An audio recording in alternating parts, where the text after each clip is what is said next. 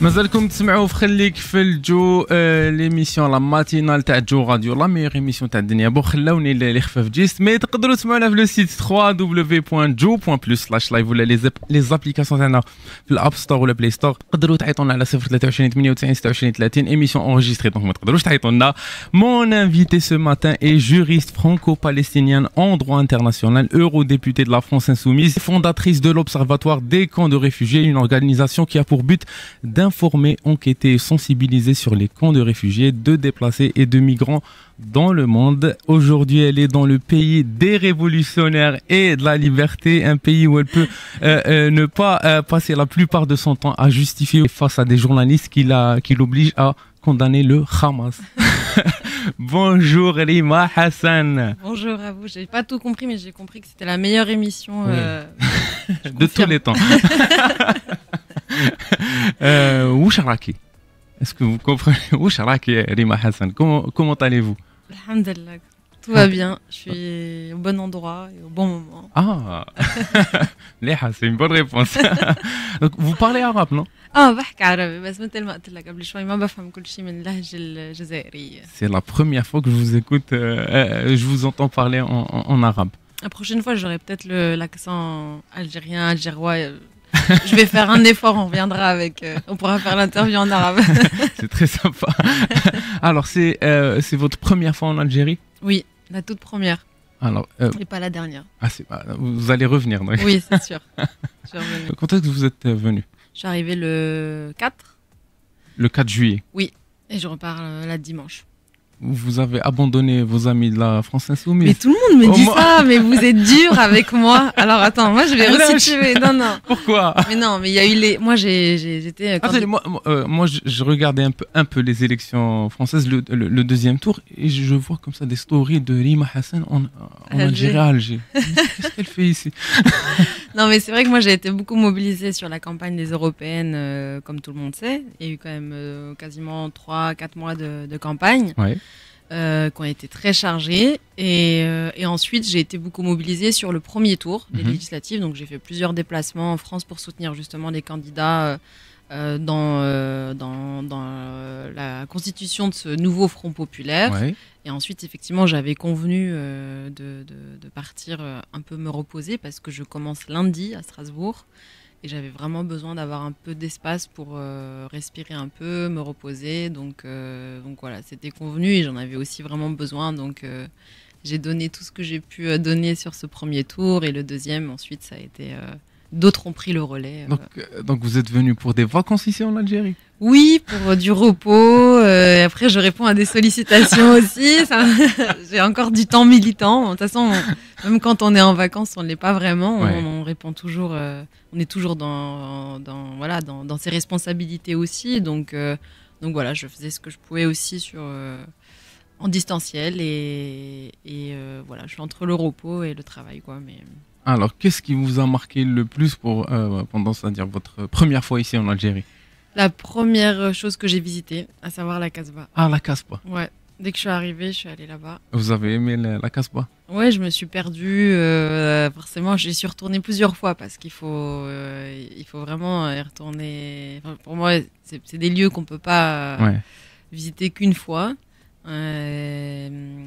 Et il y a plein de choses qu'on voit à partir de la deuxième ou troisième visite. Ouais. Mais c'est la première chose que je voulais aussi voir. Et moi, j'en avais entendu parler dans le film de la bataille d'Alger. La bataille d'Alger, oui. Voilà. Oui. Donc, je voulais absolument aller dans ce lieu. Et j'ai aussi voulu visiter la prison qui est juste à côté sur la place. C'est le KG.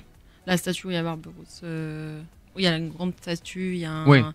et dans laquelle des Algériens ont été guillotinés. Bon, elle est fermée, donc j'ai pas pu, mais en tout cas, j'avais vraiment à cœur de commencer par ça. Ouais.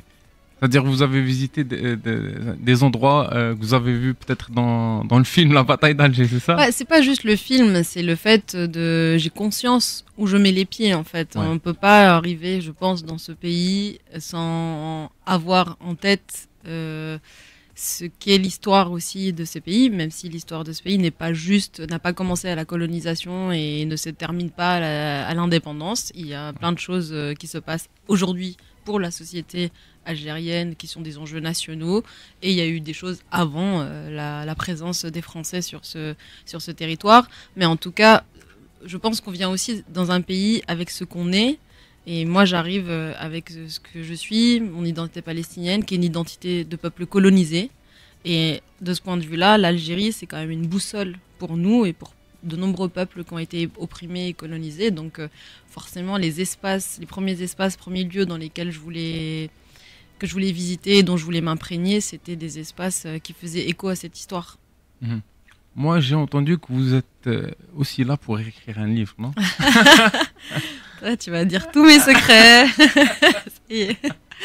Non, c'est vrai que j'ai commencé à écrire un livre depuis septembre. J'ai signé avec une maison d'édition en septembre. Ensuite, il y a eu les événements du 7 octobre qui forcément a chamboulé beaucoup de choses, ma campagne. Mais je suis effectivement sur un processus d'écriture et j'avais besoin un peu de ce temps pour un peu me recentrer là-dessus. Et voilà, je vais reprendre ce rythme d'écriture là à partir, même pendant mon mandat. Donc effectivement, j'ai un travail d'écriture sur les camps palestiniens et mon retour dans le camp, puisque je suis rentrée dans le camp après 20 ans d'exil en France pour la première fois en mai dernier. Et c'est la première fois aussi que je retrouvais ma famille, dont mon père qui est resté dans le camp. Mais c'est-à-dire pourquoi l'Algérie? Il faut toujours un espace un peu de neutre, pas neutre, mais un espace un peu refuge. Et j'ai pas choisi l'Algérie pour écrire, c'était vraiment un tout, mais j'avais besoin de couper un peu. Et c'était une destination dans laquelle je me sentais bien juste de couper, de me ressourcer et d'avoir un peu de temps pour moi. Et avoir du temps pour moi, c'est aussi pour mes projets, donc, dont le travail d'écriture. On m'a dit aussi que vous avez écrit quelques lignes de votre livre dans les tribunes du stade du 5 juillet. Parce que vous avez assisté à la finale de la Coupe d'Algérie, MCA-CRB. Mais moi, j'ai été stratège. Je suis allée à ce match parce que je savais que ça allait être tendu. Je connaissais pas très bien, mais je savais que c'était la guerre entre les deux clubs. Mais je suis allée avec un maillot Palestine. Et j'ai dit à mes amis, peu importe qui gagne, peu importe qui perd, moi, je suis en safe place. Donc il y a des moments, on était dans les tribunes avec Sam Footix, j'ai vu une photo avec Samira Ben Younes. Qu'on salue. Voilà, qu'on salue, qui est adorable et qui fait beaucoup pour la Palestine en plus. Et ensuite, quand on est sorti du stade, moi, je me suis retrouvée un moment dans une foule des différents camps, des différents clubs, et j'étais tranquille avec mon maillot Palestine, je risquais rien, donc j'y suis allée avec ce maillot. Mais c'était important pour moi aussi d'aller à ce match. Bon, c'était le 5 juillet, et en plus. Je sais que dans les matchs, de ce que j'en ai vu aussi, c'est des espaces d'expression vraiment parfois politiques. Il y a un peu une intrusion dans ces espaces sportifs de la parole politique. Et donc voilà, j'avais besoin aussi de sentir un peu comment ça se passait, etc. Et côté nourriture, est-ce que vous avez goûté à des plats traditionnels ici en Algérie? Oui, j'ai goûté. Alors, tout le monde va m'en vouloir là, parce que j'ai pas tous les noms, mais j'ai goûté au plat. Chakchoura, j'ai goûté. Rechta.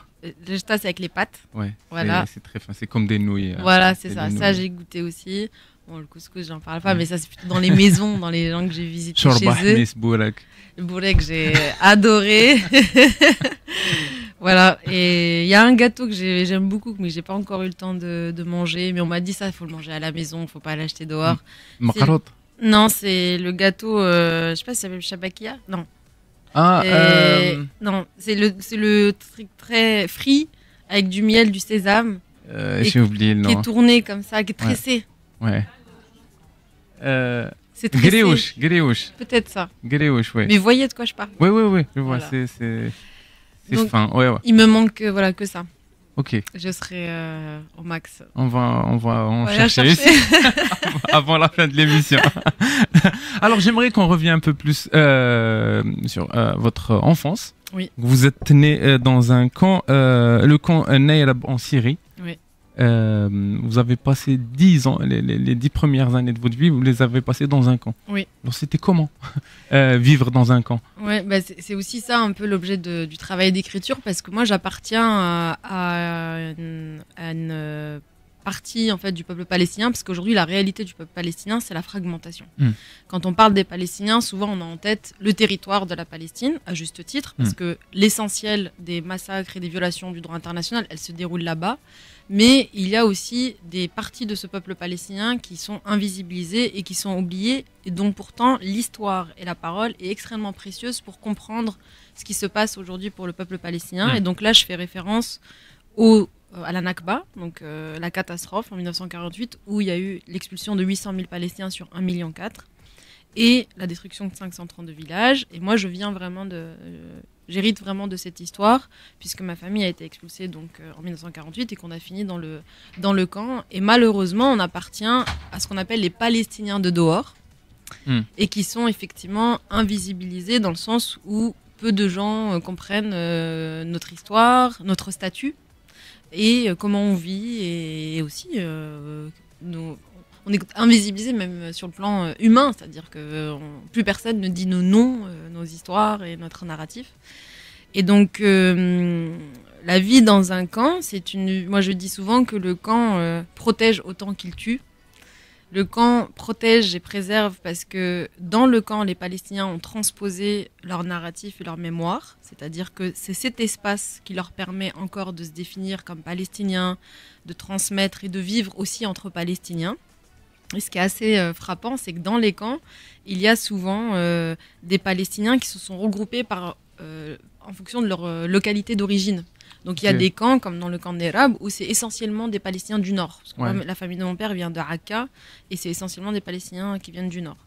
Donc c'est un espace qui protège les Palestiniens, qui les préserve dans ce qu'ils sont, dans ce qui leur reste de leur identité. C'est un camp, par exemple, le camp de Neyrab, il est régi par l'État palestinien ou syrien ou, non, voilà, le statut des camps, il est assez particulier puisqu'ils sont, c'est quasiment les seuls camps au monde, comme les camps de Tindouf, il y a des parallèles, qui sont gérés par des entités politiques. Alors que les autres camps sont plutôt des camps gérés à des fins humanitaires.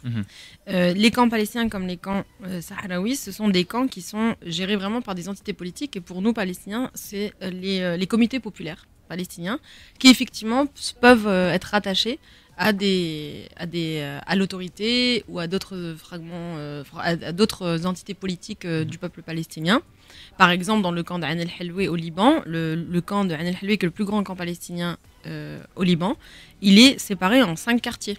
Et donc, il y a le quartier de différentes composantes politiques qui sont présentes dans la société palestinienne. Donc, ils sont gérés sur le plan politique par ce qu'on appelle des comités populaires palestiniens. Et ensuite, sur l'aspect humanitaire, c'est l'UNRWA, l'agence onusienne qui est mandatée pour gérer les camps palestiniens depuis leur création et qui recense les Palestiniens, qui assure l'éducation, qui assure les services en fait, humanitaires qui sont déployés dans ces camps. Donc, vous avez étudié dans... Oui, moi j'étais à l'école des Nations Unies, dans le camp. Il y a une seule école dans laquelle j'ai fait mes premières classes. Et comment vous êtes retrouvés ensuite en France avec votre famille? Alors vraiment par hasard, puisque je pense que c'est aussi pour ça que c'est très important pour moi d'avancer, mais tout en continuant à regarder derrière et soucieuse des gens que j'ai laissés derrière moi.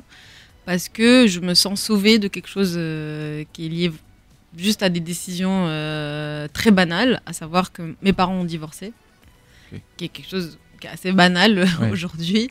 Et ma mère, en fait, a décidé de rejoindre la France parce qu'elle avait une sœur qui vivait en France. Et ensuite, elle a entamé des démarches sur plusieurs années pour nous ramener mes cinq frères et moi. Donc vous n'êtes pas parti directement avec votre mère en Non, France? il y a eu 7 ans de séparation entre le moment où ma mère est partie seule et le moment où elle a eu les autorisations pour nous faire venir, parce que l'administration française a mis beaucoup de temps à autoriser la sortie pour la délivrance du visa pour les 6 enfants. sous prétexte que pour des raisons économiques, parce que ma mère avait comme beaucoup de personnes qui immigrent en France, avait un boulot précaire, restauration ou ménage, et le motif c'était vous n'avez pas suffisamment d'argent pour subvenir aux besoins de 6 enfants, et le risque c'est que les enfants soient pris en charge par les services sociaux. Donc ma mère refusait, et on a des décisions, des papiers qui sont à la maison où l'administration dit à ma mère vous devez choisir 3 enfants sur 6. Ah oui. En gros, les calculs ont fait, voilà, vous gagnez ça, vous avez un SMIC, donc vous pouvez nourrir, loger, prendre soin de 3 enfants. Après, ça risque d'être placé, ils risquent d'être placés. Donc ma mère refusait. La situation dans laquelle était votre mère à ce moment-là. Elle a refusé, elle a mobilisé des associations, etc. Et c'est monté jusqu'à l'époque Aubry, qui était aux affaires familiales, et qui a donné le feu vert pour faire venir les 6 enfants en même temps. Et ensuite, quand vous êtes venu en France, c'était comment c'est-à-dire l'adaptation à la nouvelle vie, à cette nouvelle culture C'était compliqué les premières années, parce qu'en plus, nous, on est arrivé dans une petite ville qui s'appelle Niort, qui est à côté de La Rochelle, Poitiers, où il n'y a pas non plus énormément de diversité. Mais du coup, c'est sûr, d'arabe. Voilà, il y avait peu de gens en fait auxquels on pouvait vraiment s'identifier, etc. Et il y a eu les deux.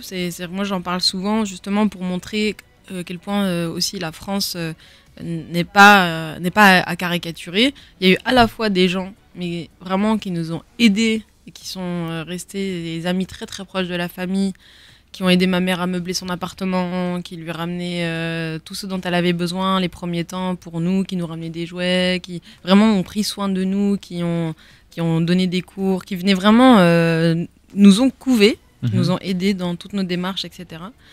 Et il y a eu aussi forcément du racisme, du rejet, et ça c'était plutôt à l'école au début, et moi j'en rigole aujourd'hui, mais c'est vrai que je me souviens que parmi les premiers mots que j'ai entendus, c'est bougnoul, et je savais pas ce que ça voulait dire. Et j'ai mis du temps à être aussi armée sur la langue pour pouvoir me défendre, quoi. Donc vous parliez arabe quand vous aviez 10 ans, mais ensuite vous avez oublié un peu le... Ensuite, moi j'ai le souvenir, contrairement à mes frères... Bien, vous êtes obligé à oublier. J'ai eu je sais pas comment j'ai vraiment le souvenir d'avoir eu... Comme on a été scolarisé très vite, ma mère, ça lui tenait vraiment à cœur qu'on puisse un peu se sauver par les études, etc. Donc on a été très vite scolarisés, jetés comme ça dans les classes. Et j'ai le souvenir d'avoir été souvent au fond de la classe, avec peu de soucis des profs pour vraiment m'intégrer, etc. Et donc j'ai vraiment le sentiment d'avoir eu à survivre dans un environnement où je comprenais rien, etc. Et en rentrant à la maison, progressivement, j'arrivais plus à parler arabe, comme si j'avais tout switché pour absorber ce qui se passait dans ce nouvel environnement. Et j'ai presque dû faire un rejet, en fait, comme s'il fallait nettoyer tout dans mon cerveau de tout ce qu'il y avait avant de notre culture, et etc., de notre langue et tout, pour faire toute la place au français, etc. Et donc j'ai mis du temps à renouer après. Et le moment où j'ai renoué un peu avec l'arabe, c'est quand je suis repartie au Liban pour mon master. Et là, j'ai un peu débloqué la chose. C'est seulement à 18 ans que vous avez eu vos papiers français. Ouais. Nous, on a un statut particulier, le statut des réfugiés palestiniens. On est les sans-État. Ce que Hannah Arendt appelait les sans-État, c'est avant vraiment 18 ça. ans, vous étiez rien, c'est-à-dire légalement. Le statut des réfugiés palestiniens qui a été délivré aux personnes qui ont vécu la Nakba, à savoir mes arrière-grands-parents et mes grands-parents. Il a ensuite été décidé qu'il est héréditaire, c'est-à-dire qu'on peut en hériter, puisque la question du droit au retour n'est pas résolue. Et donc, comme on est les Palestiniens de dehors, on n'a pas de nationalité, puisque la Palestine reste un État en devenir, même si c'est un État qui est reconnu aujourd'hui par 146 États. Et donc, nous, on a un statut quasiment de réfugié apatride. Et c'est vrai que donc, le premier passeport la première nationalité que j'ai eue, moi, c'est la nationalité française, que j'ai eue à 18 ans. Première carte d'identité, premier passeport. Vous avez décidé de revenir chez vous, mais on vous a interdit l'accès à l'aéroport Charles de Gaulle, c'est ça ? Ouais, Déjà, rien que la manière dont j'ai vécu ce voyage, je sais pas quel le bon terme à utiliser. Est-ce que c'est revenir ou est-ce que c'est venir? Ouais. Parce que moi, j'ai jamais vécu en Palestine, j'ai jamais vu la terre de mes grands-parents.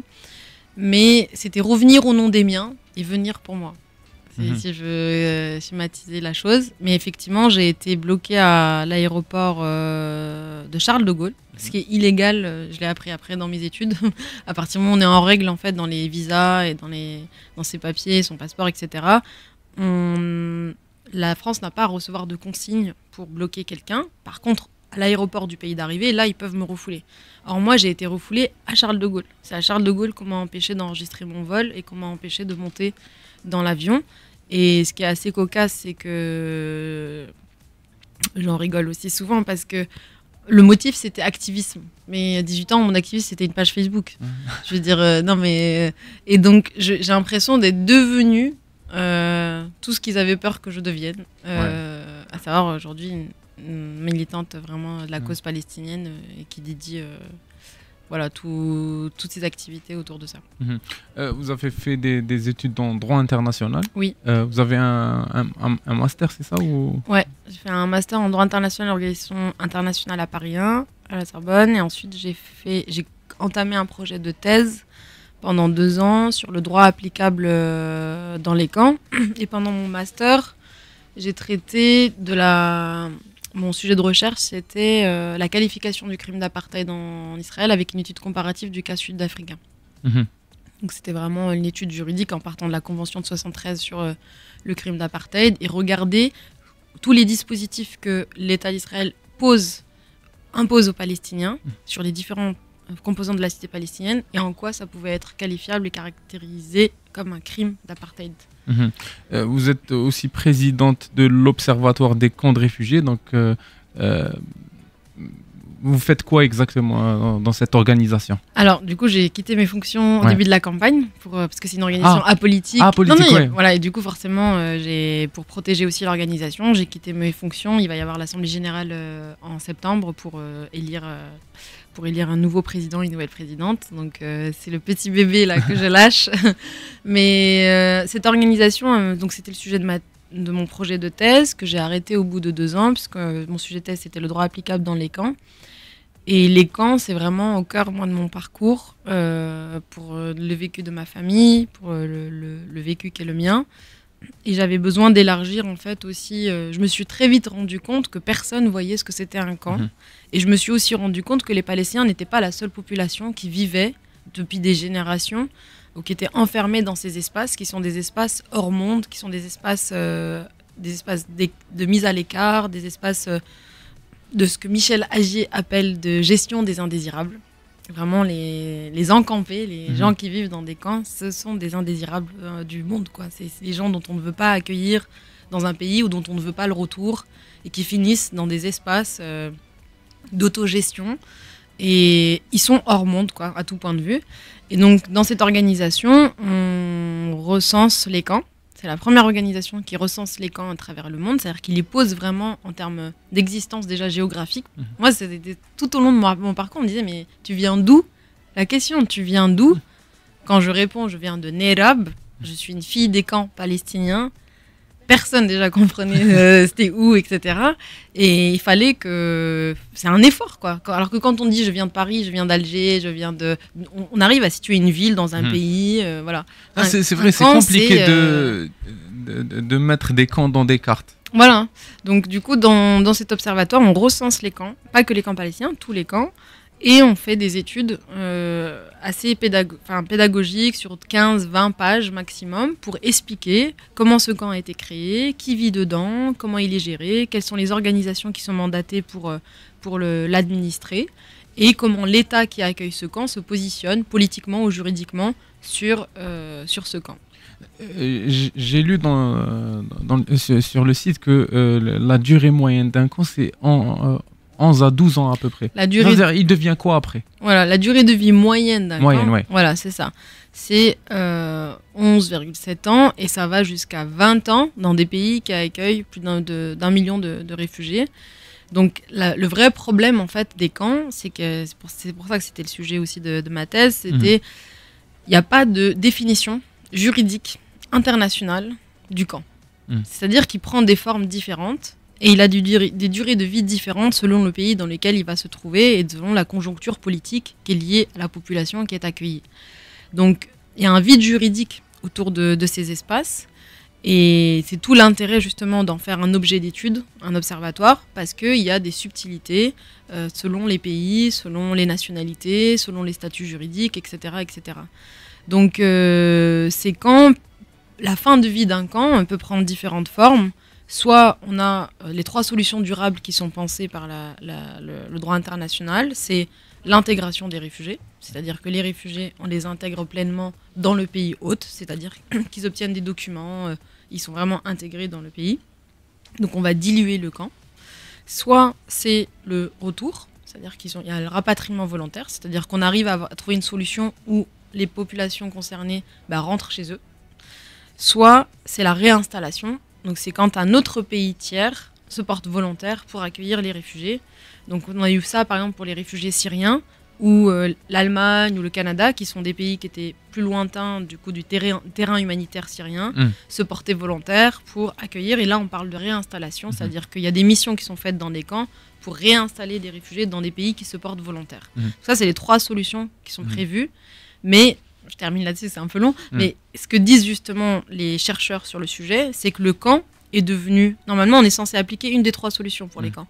Mais en fait, le camp est devenu aujourd'hui une 4e solution d'accueil ou de solution pour les réfugiés, puisque c'est 30% des réfugiés qui vivent dans des camps et quasiment 50% des déplacés internes.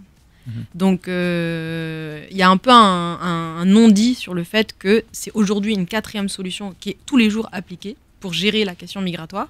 Mais le problème qu'on a sur cette solution, contrairement aux autres, c'est qu'elle n'est pas définie ni encadrée sur le plan juridique et sur le plan international.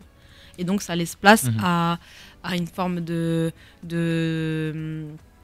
il n'y a pas de transparence en fait. C'est très difficile de savoir ce qui se passe dans un camp, si ce n'est quand on va sur place et qu'on enquête. Donc tout le mandat de l'observatoire, c'est vraiment de mettre à disposition du grand public comment ça passe la gestion et l'administration d'un camp.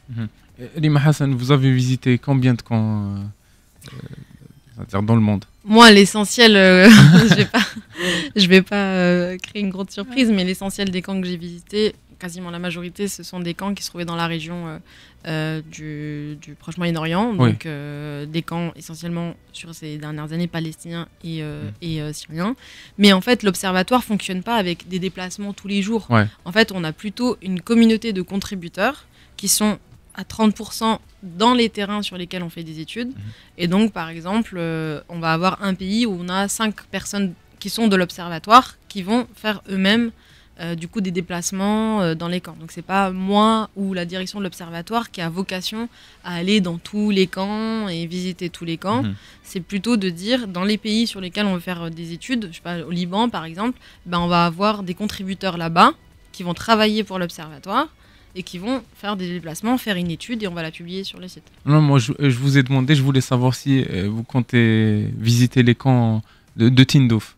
On a fait une étude sur le camp de Tindouf et c'est une contributrice qui était allée, qui avait travaillé avec une organisation sur place et c'est elle qui a fait l'étude. Mais moi, j'ai pas encore eu l'occasion de les visiter. Ce sera peut-être pour la prochaine visite. De toute façon, je crois qu'il faut des autorisations. Voilà, ça reste des camps qui sont aussi très politiques.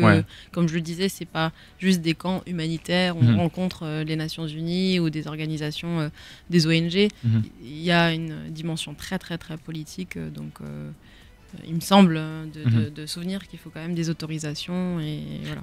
Est-ce que la situation des camps à Tindouf, c'est-à-dire de la population du Sahara occidental ressemble un peu à celle des Palestiniens, non? Ce que je disais, c'est que sur la configuration, l'architecture vraiment de la gestion du camp en elle-même, il y a des similitudes parce que ce sont les seuls camps qui ont une dimension politique, c'est-à-dire qui sont même gérés, administrés par des entités politiques. Donc pour le camp de Tindouf, c'est la RASD. C'est la RASD. Et ensuite, pour les Palestiniens, c'est les comités populaires. Et ce qui est intéressant sur le plan du droit, parce que vraiment, moi, c'est toujours sur ce prisme-là que j'aime bien aussi analyser les choses. Ce qui est intéressant du point de vue du droit, c'est que l'Algérie c'est un cas un peu unique au monde quand même. Hein. Même les Palestiniens n'ont pas ça. L'Algérie a délégué ce qu'on appelle des prérogatives étatiques à une population qui n'est pas algérienne, sur un territoire qui est algérien. Et qui a laissé vraiment des prérogatives donc d'administration d'un territoire. Faut savoir que dans les camps du Tindouf, en fait, c'est un complexe de 5 camps dans lesquels il y a à peu près 176 000 réfugiés. Et il y a, par exemple, des ministères qui sont vraiment installés là-bas, qui opèrent en tant que vraiment ministère, représentant de la RASD, etc. Et donc, sur le plan du droit international, c'est assez unique au monde. C'est-à-dire que c'est un cas unique où on a un État souverain sur son territoire, l'Algérie, qui délègue sur son propre territoire des prérogatives étatiques, administratives, judiciaires, politiques à une autre population qui n'est pas nationale et qui n'est pas algérienne. Vous avez été aussi convoqué par la police. Par la police pour apologie du terrorisme. Du droit international. Est-ce qu'il est difficile de parler de la Palestine en France? Oui. C'est un pays, un des pays, je crois, où c'est le plus compliqué. C'est pour ça que c'est le plus compliqué. Un des pays. Parce qu'il y a les États-Unis. En fait, il y a tous les pays alliés du régime israélien, dans lesquels c'est effectivement compliqué de porter la voix du peuple palestinien. Et la France en fait partie. Moi, je l'ai déjà dit, il y a 2 dimensions pour moi qui expliquent pourquoi c'est compliqué. Le premier point, c'est la question coloniale. La France n'a absolument pas résolu son passif colonial, n'est même pas, je crois, dans une introspection qui est réelle et honnête de ce qu'a été la France coloniale, notamment en Algérie. Et donc, c'est ce qui fait aussi qu'elle a beaucoup de mal à regarder les Palestiniens comme un sujet colonisé, et donc avec tout ce que est un peuple colonisé, c'est-à-dire ses revendications légitimes, et sa résistance et son droit à l'autodétermination, etc. Et il y a l'autre dimension depuis la France, tout comme l'Allemagne, qui rajoute de la complexité à ce sujet, c'est la Shoah. C'est aussi une question qui est très chargée, qui n'est pas non plus résolue, qui est aussi récente, et qui fait aussi de la France, qui est un pays qui a participé quand même à l'extermination des Juifs, qui a collaboré avec le régime nazi, qui fait que la position de la France tend à offrir d'une certaine manière une impunité aussi totale à Israël, je pense par aussi culpabilité, etc. Il y a toujours en tout cas ce discours il y a ce discours, on a le sentiment qu'il y a vraiment une forme d'impunité qui est offerte à Israël parce qu'il y a aussi ce passif. Mais ce qui est important de dire, c'est que les Palestiniens se retrouvent coincés en fait entre des narratifs qui sont liés à l'histoire de la France et qui sont des narratifs qui ne sont pas du tout résolus, que ce soit tant sur la question des crimes coloniaux que de la Shoah. Est-ce que vous considérez que peut-être la France en 2024 est un pays raciste? En tout cas, c'est un pays dans lequel la question du racisme est structurelle. Et ce qu'il faut aussi dire, parce que pour moi, le racisme n'est pas un terme qui dit... en fait, en France, on a le sentiment qu'on traite la question du racisme à l'aune des conséquences du racisme. C'est-à-dire qu'on va mettre des pansements là où ça fait mal et là où il y a du racisme. Et encore, les pansements ne sont pas suffisants, voire ils ne sont pas bien posés. Mais pour moi, ce qui est important de dire et de traiter, c'est les racines. Et le racisme, ce n'est rien d'autre que les restes du colonialisme. C'est-à-dire que les biais racistes qu'il y a dans la société française, dans les institutions françaises, vraiment de manière structurelle, dans la police française, tout ça, ça hérite du colonialisme et de ce qu'a posé de hiérarchisation dans le rapport à l'autre, dans l'humanité. Et c'est vraiment le cancer du colonialisme qui constitue les racines du racisme. Donc, quand on parle du racisme, il faut resituer. Et c'est pour ça que je dis qu'on n'a pas résolu la question coloniale ou des crimes coloniaux qui ont été commis par les pays occidentaux de manière générale, parce que c'est une constante, le racisme est présent dans tout l'Occident en fait. Donc il faut passer par ça pour resituer aujourd'hui ce qu'il reste du colonialisme, à savoir ce racisme. En fait, nous, de l'autre côté de la Méditerranée, on voit que c'est plus facile de condamner peut-être la Russie Ouais. que peut-être l'occupation sioniste. Ouais. Non, mais totalement, il y a un deux poids, deux Ouais. mesures qui est insupportable. Et en plus, il y a dans le discours, moi, ce que j'ai beaucoup porté pendant la campagne, c'est le cap qui consiste à changer de narratif sur la question palestinienne. C'est-à-dire qu'il faut en finir avec l'idée que la Palestine, c'est un sujet lointain, qui ne nous concerne pas, en Occident ou qui plus est en France. Il faut porter l'idée que la Palestine est un sujet européen. Et au-delà du fait qu'il y a un deux poids, deux mesures, parce qu'en réalité, sur l'Ukraine, il y a des crimes qui sont commis, il y a des violations du droit international qui sont caractérisées, notamment par le régime russe. Néanmoins, il y a un consensus sur la nécessité d'aider les Ukrainiens. C'est-à-dire qu'on parle très ouvertement du fait de armer l'Ukraine. On parle très simplement, et d'ailleurs, il y a des milliards qui sont dédiés de fonds européens, etc. Il y a un consensus. Le débat, il porte sur l'étendue de cette aide. Donc en France, par exemple, le débat, il porte entre les différentes composantes politiques sur est-ce qu'il faut une adhésion ou pas de l'Ukraine à l'Union européenne, etc. Mais l'idée de définir les Ukrainiens comme des victimes d'une occupation, consensus. L'idée d'aider les Ukrainiens sur le plan humanitaire, consensus. L'idée d'armer la résistance et d'aider la résistance ukrainienne, consensus. Très facile. Les Palestiniens, le simple l'envoi d'aide humanitaire, c'est un débat. C'est un débat, oui. Voilà, c'est déjà un débat. On a eu un débat sur l'UNRWA, il faut fermer l'UNRWA, etc., qui est l'entité onusienne qui aide les Palestiniens à Gaza, puisque à Gaza, ce qu'on ne dit pas, c'est qu'il y a 80% en fait, de descendants de la Nakba. C'est les enfants de la Nakba à Gaza. C'est des gens qui ont été déplacés sur les territoires. Il y a eu les déplacements internes et il y a eu les gens qui sont partis à l'extérieur comme nous. Oui. Mais du coup, Gaza, c'est énormément c'est pour ça qu'il y a beaucoup de camps de réfugiés. On a entendu parler de beaucoup de camps de réfugiés à Gaza, dans la bande de Gaza. Donc il faut poser les termes. Moi, c'est ce que j'ai essayé de beaucoup porter dans la campagne, c'est de dire la Palestine est un sujet européen et il faut arrêter ce déni. Et c'est un sujet européen depuis les accords Sykes-Picot. Depuis le découpage de la région qui a été fait par les Anglais et les Français, depuis que la création d'un foyer national juif a été pensée par les Européens au détriment des Palestiniens, depuis que la création de l'État d'Israël a été actée aux Nations Unies, dans des Nations Unies qui étaient composées d'États coloniaux où les peuples n'étaient toujours pas, les peuples dits du Sud, du tiers-monde, n'étaient pas encore indépendants, donc ils n'avaient pas de voix aux Nations Unies. Au moment où les Palestiniens, on les a pas consultés pour le découpage de leur propre pays. Et tout ça, ça a été fait par qui? Par les États européens majoritairement, dont la France. Et donc la responsabilité historique de la France et des États européens, elle est là. Et donc il faut porter le sujet palestinien pour contrecarrer ce deux poids deux mesures comme un sujet européen et qui doit s'inscrire comme tel et non plus comme un sujet lointain qu'on traite comme ça ponctuellement en mode avec le prisme juste des affaires étrangères, etc. Mais resituer le fait qu'il y a une responsabilité historique et politique des États dans le passé et aujourd'hui dans le présent, de par la complicité et les liens que nous avons avec le régime israélien. Et donc c'est votre rôle en tant que député européen avec la France insoumise. Ouais. Vous avez préféré l'Europe que peut-être le débat national. Ben, en fait, c'est là-bas que ça se joue. Ouais. Non, mais on se dit que peut-être l'Europe c'est plus grand et c'est plus compliqué de faire bouger les leviers. Non, c'est juste que déjà moi, ma formation c'est une formation de droit international. Ouais.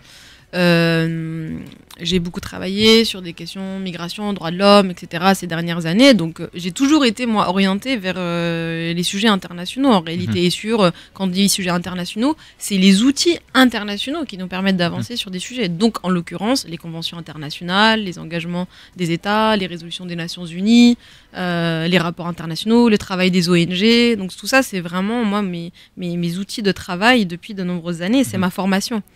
Donc en France, quand vous êtes élu par exemple aux législatives, vous êtes engagé sur une circo. Donc vous êtes sur une ville, sur une commune, vous êtes rattaché à un territoire et vous devez défendre aussi les intérêts, la moitié de votre temps de ce territoire. C'est très intéressant et c'est peut-être quelque chose qui pourrait aussi m'animer plus tard.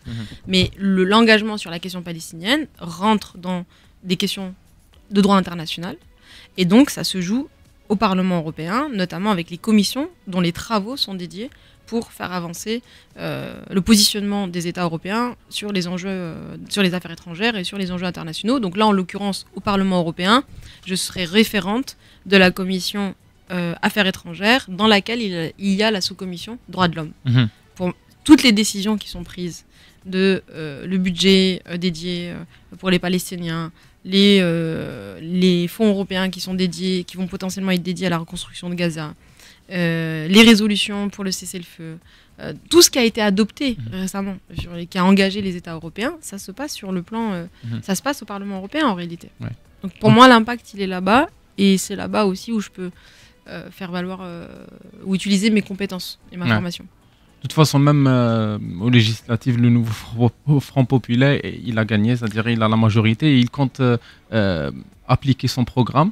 Alors, il n'y a pas de majorité absolue. C'est pour ça qu'il y a le débat sur est-ce qu'il faut qu'il y ait un ministre du nouveau Front populaire, et c'est sur quoi joue justement le président Emmanuel Macron, c'est de dire mais non, il n'y a pas de majorité absolue, donc il n'y a pas lieu de nommer un Premier ministre issu du nouveau Front populaire. Mais effectivement, c'est la force politique majoritaire au Parlement, à l'Assemblée nationale. Et donc, dans le Front populaire, par ailleurs, la force politique majoritaire, c'est la France insoumise. Et donc, effectivement, la famille politique à laquelle j'appartiens, et plus largement ce Front populaire, se bat actuellement pour faire entendre cette revendication démocratique, à savoir nous avons gagné ces élections en termes de nombre de sièges, et nous voulons gouverner légitimement ce pays. Donc est-ce que la France va reconnaître l'État de la Palestine grâce au nouveau Front populaire? C'est un engagement pris, c'est programme, c'est écrit noir sur blanc, c'est le programme du nouveau Front populaire. Et c'est effectivement un engagement qui est très fort et qui sera pris si on arrive à avoir un Premier ministre du nouveau Front populaire. Ouais. Idéalement, peut-être Jean-Luc Mélenchon. Pour ça, c'est des discussions qui se passent entre les composantes du nouveau Front populaire. Il y a des discussions entre les dirigeants de toutes ces composantes, et ça doit de toute façon passer par un consensus et par des discussions. On ne peut pas avoir fait autant d'efforts ces dernières semaines pour unir et pour discuter, et pour dialoguer et négocier, pour à la fin désigner comme ça un tel ou un tel. Ça doit passer très naturellement par des discussions entre les composantes politiques. Votre mission au Parlement européen, elle va commencer quand, le 16 juillet, c'est ça? Oui, c'est ça. Je pars à Bruxelles. Vous avez déjà commencé à travailler? En fait, on a tout de suite, c'est-à-dire on est investi tout de suite. Donc au début, c'est surtout les premières démarches administratives. C'est normal, hein, il y a beaucoup de démarches à faire administratives qui sont liées à son statut. Ensuite, on a chacun une équipe à recruter, donc ce qu'on appelle les attachés parlementaires. Et ensuite, on commence la première session plénière à Strasbourg, le 16, effectivement. Donc là, la semaine prochaine, c'est la première session plénière à Strasbourg. Et ensuite, Et c'est prenant un mandat européen, oui, c'est prenant. Là, c'est la rentrée. Donc, ensuite, il y a une pause en août. Mais le vrai travail sur le fond et dans les commissions commence en septembre. C'est-à-dire, vous allez abandonner tout ce que vous avez à côté pendant 5 ans, c'est ça? Ah bah oui, c'est normal. Moi, j'étais effectivement investie sur mon organisation. Mon organisation, c'est une organisation apolitique. Et de toute façon, on ne peut pas être président d'une organisation, d'une ONG, et en même temps député européen. Non, là, je me dédie pleinement à mon mandat. C'est un mandat qui va être prenant. Il y a énormément de sujets. En plus, moi, c'est un premier mandat. Donc, j'ai énormément de choses à apprendre. J'ai énormément de choses sur lesquelles il faut que je me mette aussi à jour. Enfin, je veux dire, donc oui, ça sera vraiment du temps plein, et ça sera un mandat aussi de combat, quoi. Il vous reste combien de jours ici à Je pars dimanche. Dimanche, ok. Donc, c'est au moment où les gens écoutent cette interview. Voilà. On ne pourra pas me rattraper. Trop tard. Mais je reviendrai avec grand plaisir. Donc, est-ce que vous allez faire quelque chose cette soirée ou demain, peut-être un dernier truc à Alger? En fait, vraiment, j'ai partagé mon séjour en 2 parties, parce que je reste quasiment 2 semaines. Et la première semaine, c'était un peu plus visite, assez libre, quoi. Et la deuxième semaine, c'est la raison de ma présence, c'est plutôt répondre à des sollicitations plus formelles, que ce soit des interviews. Donc là, tout à l'heure, j'ai une autre interview avec la télé égyptienne en visio. Donc là, je suis plus sur les rencontres et les rendez-vous un peu plus formel avec Ouais. soit des personnalités, soit des médias, etc. Donc je vais continuer et puis voir quelques personnes que je dois voir, mais Ouais. rien d'extraordinaire jusqu'à mon départ dimanche. Ouais, j'ai oublié tout à l'heure, quand vous êtes venu à Alger, Oui. à l'aéroport, vous n'avez pas croisé Cyril Hanouna, non? Ah non, Il n'est pas encore parti, non? non, il est pas parti, mais qu'est-ce qu'il viendrait faire en France? Non, à l'aéroport, juste. À l'aéroport. Non, Ici mais ou là-bas? Là-bas, là-bas. Ah oui, là-bas, je me disais, ici, non, ça me paraît improbable. Là-bas, non, pas encore. Non. Peut-être qu'on va se croiser. Moi, je vais rentrer, lui, il sera sur le départ. Sur le départ. Voilà. Mais non. Rima, Hassan, merci beaucoup. C'était Merci à très vous. sympathique. Un dernier mot peut-être aux Algériens qui vont écouter cette interview. Et je Ou peut-être veux- la voir sur les réseaux après. Oui, je veux vraiment dire un grand merci. J'ai rencontré des gens qui m'ont reconnu ou pas, c'est pas le sujet, mais Ouais. je veux dire sur le contact que j'ai eu avec les gens ici, c'était très reposant pour moi. C'est un pays qui sera, je crois, toujours un pays refuge pour les Palestiniens et une boussole pour la lutte du peuple palestinien, mais comme pour la lutte des peuples opprimés. Et ça restera à tout jamais voilà, dans nos cœurs la Mecque des révolutionnaires, de la liberté. Donc voilà, un grand merci à toutes les personnes que j'ai croisées là, ces quelques jours ici. Un grand merci à vous. Et je suis émue parce que moi, j'étais étonnée qu'on me demande pourquoi l'Algérie. C'est une question presque on se pose pas quand on Ouais. est, je crois, d'origine palestinienne. Il y a une évidence à venir dans ce pays. Et voilà, j'y ai trouvé ce que je peux pas encore embrasser chez moi. Et je vais pleurer. Mais c'est un peu ça. Je trouve en Algérie un deuxième chez moi, vu que je n'ai pas encore la possibilité d'aller vraiment chez moi. Waouh, Voilà, vous avez réussi à nous faire pleurer. ان شاء الله نتمنوك نشوفوك في فلسطين حرة Tous ensemble. ان On شاء fera الله l'émission là-bas. ان شاء الله ان شاء الله ندوزو دي فاكونس en Palestine كيما انت تجي tu passes tes vacances ici en Algérie.